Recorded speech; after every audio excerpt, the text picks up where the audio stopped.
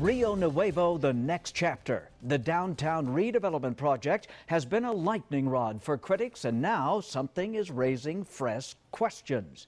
Good evening and thanks for joining us. I'm Guy Atchley. Jennifer Waddell has the night off.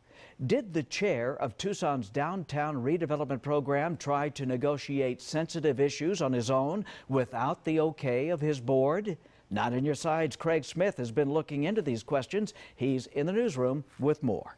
Guy, a tipster sent this email to John Justice with our sister radio station 104.1 The Truth. It raises questions about whether the new chair of Rio Nuevo, appointed by the state Senate president to help get the project moving, moved too far on his own to settle issues with the city. When the city ran it, and after the state imposed an independent board, Rio Nuevo faced nagging complaints that it made too many private decisions about public money. Now this email passed on by a tipster could be a reminder of those complaints. In it, new chairman Fletcher McCusker writes Mayor Jonathan Rothschild, City Attorney Mike Rankin, Rio Nuevo's attorney, and the city finance director. He outlines a detailed proposal involving millions of dollars to settle a long-standing dispute over bonds. He uses language like, let's go ahead and settle the other cash items, and, likely referring to City Finance Director Kelly Gottschalk, says Kelly has my permission to pay, then outlines some very large transfers. Arizona law calls for government business to be in the open with exceptions for legal, real estate, and personnel.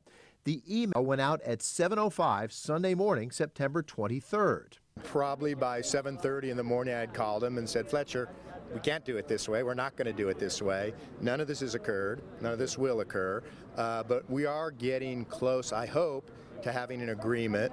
We went to McCusker's office. He explained in two emails he did not feel he could comment. One of them said, my attorney says I can't respond except to say you have a purloined email. I operate with the full knowledge and consent of the RN, that's Rio Nuevo, board. No deals have been made and will be discussed in public on Monday. State Senator Frank Antinori has been a strong critic of Rio Nuevo, but he thinks McCusker innocently tried to use normal methods for the business world. And he wasn't aware of some of the public requirements because he comes from the private sector. I mean, the guy's a CEO, and he's used to negotiating deals and then afterwards publicizing them. He's not used to publicizing them and then working out the deal. So. Now, there are agenda items for a Rio Nuevo meeting on Monday and a Tucson Council meeting on Tuesday. They both relate to long-standing disputes between Rio Nuevo and the city. When officials go into government, do they get training on some of the legal requirements that public officials face but business people don't? Usually they do get some training on things like open meetings and open records law. It's not clear if that happened with Mr. McCusker. Well, you got to know them. Thank you, Craig.